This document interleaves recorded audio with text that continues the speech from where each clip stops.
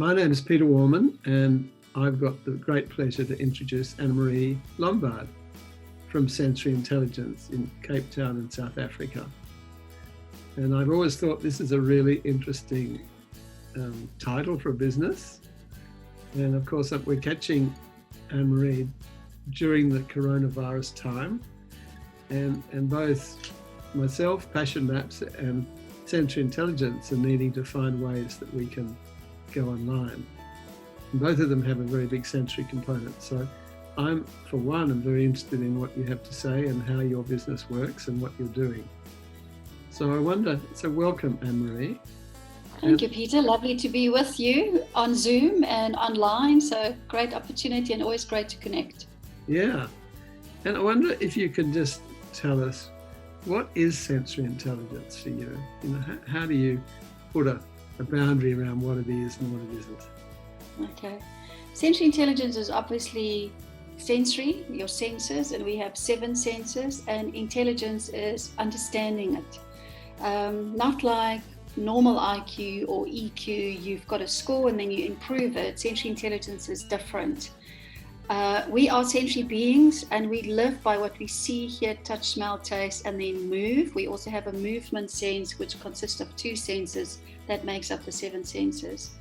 And each of us are unique and different in how we process this. And if we understand how your brain processes your senses, it actually underpins and underlies a lot of our attention, our emotion, and our behavior. So it is a self-development and self-awareness tool for people to understand themselves and actually then to use that insight to navigate the environment better.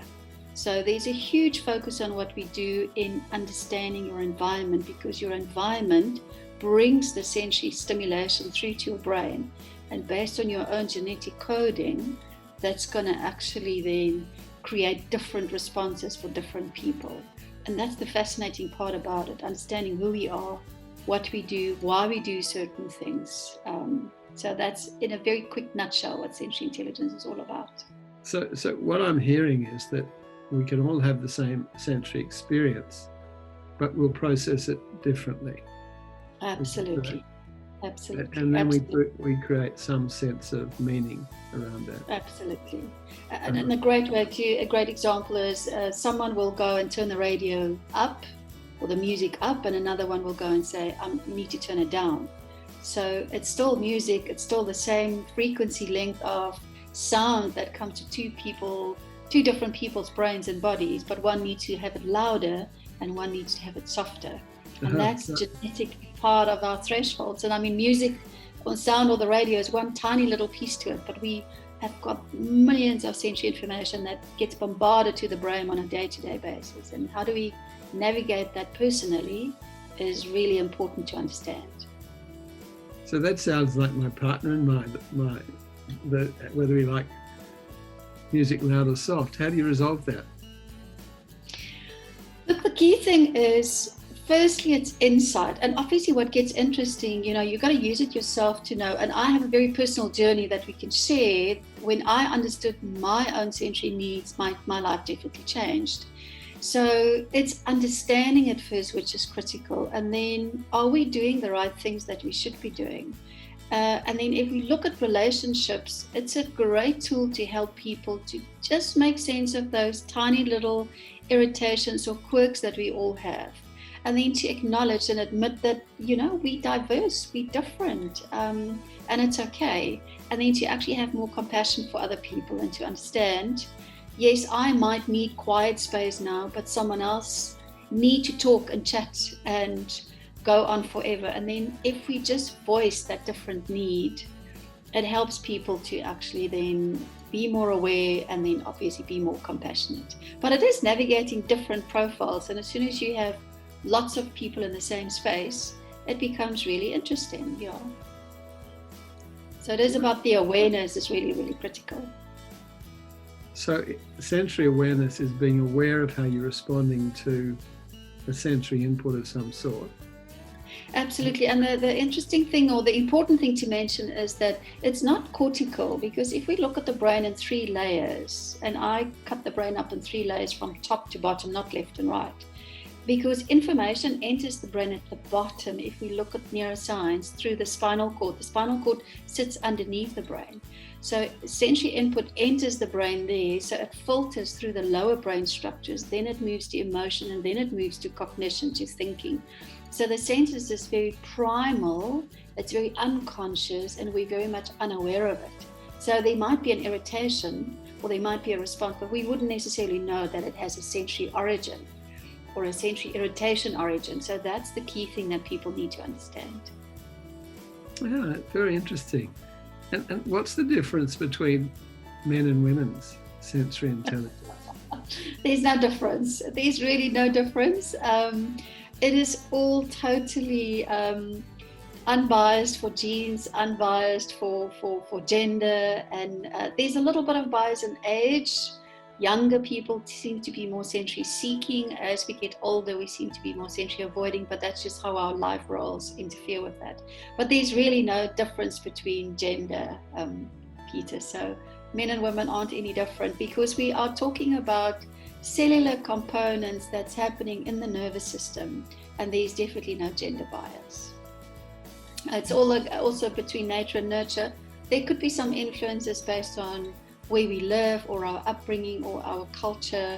And it's interesting, I think there's been some stuff in the news about Italy having such a strong and a high coronavirus death toll and spread, because they're very physical. They're known to touch and to hug and to be very socially intimate and socially connected. Versus maybe some cultures that's more standoffish and not very much into, how we connect socially. So I think social distancing for different cultures and different populations, for some it's easier and for some it's harder, based on what our culture prescribes us to do.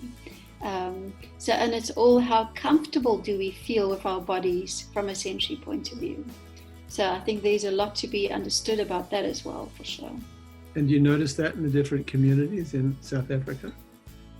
Look, it's hard to notice anything now because we're in such serious lockdown. We can't go anywhere. But obviously, if we look at our communities, I live in, there's the metropolitan area of Cape Town, so in a neighborhood.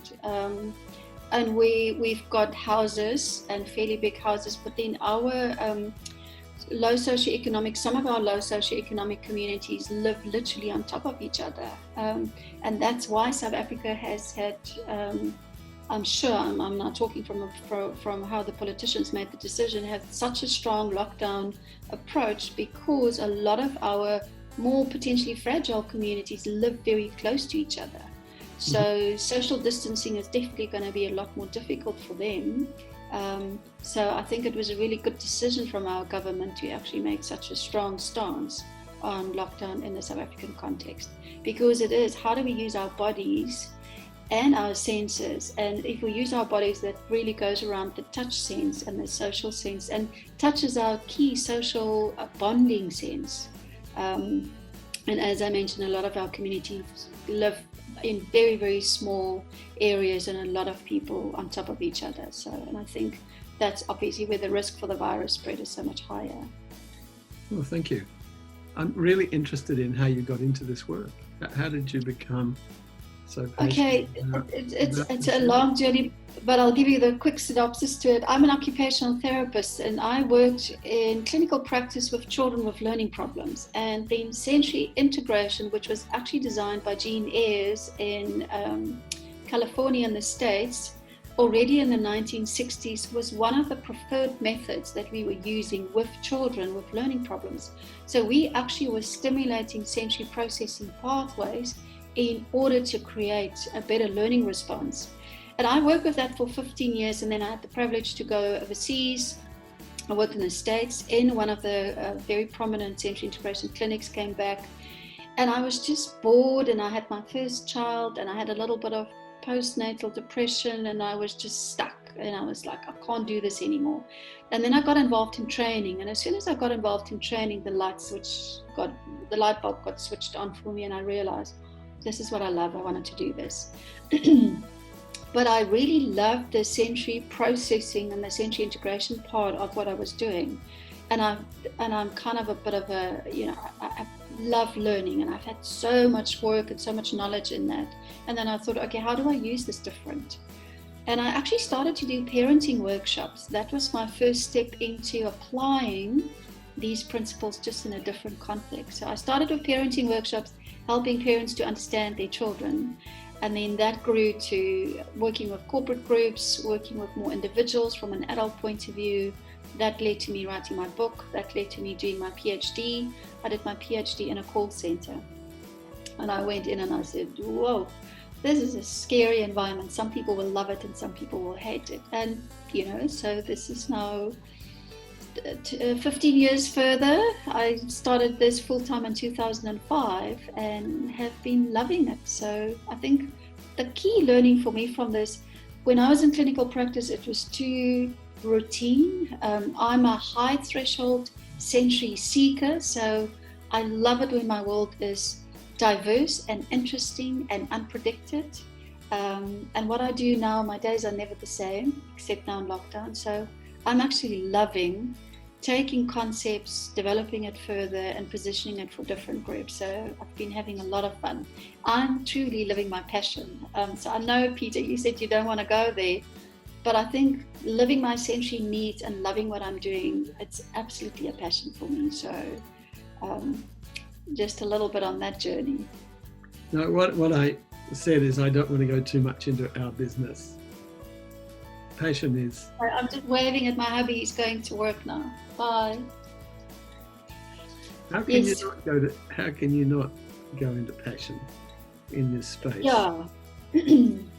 I agree. And I think that's possibly where you and I have a strong connection, because I feel sad for people when they can't live their passion. How can you not live your passion? So, I think if we love what we do and we enjoy it, it has definitely become a passion for me. And I feel sorry for people who live without passion, because I think all of us have something that we love. And I don't know the detail of your work, but if we really understand ourselves, and if we live and we do what we feel is really part of our journey and what we should be doing, I think passion for me just happened. It's just there. Passion is actually one of our values. Our 3 core values is simplicity, innovation, and passion, because that's just, it really describes what I've been doing in sensory intelligence. And simplicity it really is simple. If the noise is too much for you, turn down the music. If you are visually sensitive, declutter your desk, turn down the lighting. And then innovation is really taking old or well-known methodology into a different sphere and into a different playing field. And then passion is, you have to apply passion with what you do, because I've always been joking and said I've never been a good seller. I'm a therapist by heart, because I've been trained as an occupational therapist. So I always have this nurturing therapy kind of part of me. And I always said I'm not a good seller. And then I had to position my work in commercial industry, and I had to sell what I really knew deep down was really great. So, and then it became my forte, because I'm passionate. I can sell this because people will see that I love doing it. So, I think that's the blend between what you guys do and just sensory intelligence as a whole. Well, I'd like to talk to you a little bit more about passion, but first, what is passion for you? What is passion for me? Passion for me is energy and joy. So I've got this thing of, I love what I do, I enjoy it. And my husband also often said it's my hobby. I don't do anything else. And I'm very happy to sit and work for 8, 9, 10, sometimes now 12 hours a day. And I'm really enjoying it. I'm loving thinking, positioning, doing material, engaging with people. I think for me, it's definitely energy, and it makes me feel good. I think passion also associates a positive emotion, happiness, and there's definitely an energy to it. It can't be without energy, but that's personally what it means for me. Yeah, well, that's what it is for us too. And Yeah. I think that energy is experienced through the senses, isn't it, really? Absolutely, absolutely. And, Because if we, sorry. no. I was just Oh, going to say it's experienced through the senses. it And is definitely. my experience of working with people in big cities and outside cities, we always try and take people outside cities into beautiful places for retreats, is that in cities, people are overwhelmed by the sensory inputs. You know, there's pollution, so people learn not to smell, and there's every square piece of landscape seems to be an advertising sign. So you learn not to watch or not to see. And and it's so noisy, you learn not to hear. Exactly. So I feel that, you know, as we get overwhelmed by that, we lose touch with our senses, and so we lose touch with our passions. And people want to live from that place, but they don't know how once they're closed down. Yeah, I agree, Peter. I think one of the key things that we talk about is sensory overload. And it's exactly what you are saying, that we've become so busy and so running this rat race that and that saying, stop and smell the roses, is literally true, because you're right, people get so sensory bombarded with visual and technology and advertising and stuff, and then there's visual, there's seeing, and then there's this fast, busy pace that we are losing a sense of who we are. So in general, before lockdown, I've often felt people are extremely disengaged and disconnected because they're into these survival modes. So I think that's absolutely, absolutely true. We lose sense of the senses because we've been so disconnected and so busy and so overwhelmed. So I think that's the positive about lockdown as well. It has shrunk our worlds. I know it's restrictive, and in some ways it's difficult. I'm acknowledging the fact how difficult it is, but the other end to it, all of this access of sensory overload has been a bit taken away from us. So we kind of, it's as if the pause button has been pressed on the world. And I love that because it has brought, I think, a bit of sensory sanity back to us, that stop, being so busy. So I think that's a key message that we are finding in lockdown. I love that phrase, sensory sanity. Yeah. Sensory sanity. It's got a lot in it. It's got a lot to unpack in that. There's a lot to unpack. So tell me, how would you, what advice would you have for people in lockdown, especially in cities, when they might be stuck in a little apartment and they're disconnected from nature and they... Peter, we're finding a lot of people are feeling very overwhelmed. I am personally very worried, and not me personally, I think a lot of the people in our space, about the mental health implication. People are lonely, people are frustrated, people are scared, people are anxious. And it's very difficult if you are constrained, I think, and what we are busy with now is also a danger, because we're all working in online, so we have to move away from it from time to time. So I think being very mindful of, even if you work in a small apartment, or if you live in a small apartment, to just move your direction. Maybe work for a little bit on your computer, but then get up, go make a cup of tea, and then just sit on your couch or on a different chair. For instance, I try to do as much physical activity as possible. So moving the body is going to be really, really important, because movement is our strongest and our most powerful self-regulator. So that's really critical, that we keep the body moving. And I mean, I've got a skipping rope, and I stand in one spot and actually skip with my rope, because by using the body from a movement point of view, we are regulating, we are reducing stress, we are reducing anxiety. I mean, the research is so clear on what the movement sensors is doing to the brain and the body. So people have to move, even if it's in one spot. We can move in one spot. You can jump up and down on one spot, or skipping rope, or do squats on your behind at a wall. Keep the body moving, Definitely, that's one key thing. And I think we should be very mindful of what we bring into the brain. I, by choice, don't read a lot of the news. I just get the basics and then I let it go. And I try to only entertain positive social media. There's a lot of humor in South Africa around lockdown and all the funny stuff that people come up with. That's great. That boosts your energy. So I think be very mindful of what you bring into your body. Sensory-wise, you've got to move, but also reduce all of that visual information that has got negativity content. I think we have to self-protect now, very, very particularly. Very wise words, I think. I must say, I've really enjoyed doing exercises in my house. I've had intentions about, being every day doing my whole body exercises. And really until the lockdown, I've never done it all, like starting with my head and neck and working down to my toes and everything in between and stretching and moving. And I just love it. I absolutely love it. And I think what was going on before is that, I certainly had the intention, but there were so many things that would interfere and so many things on my mind that I had to do, or someone I had to speak to or whatever.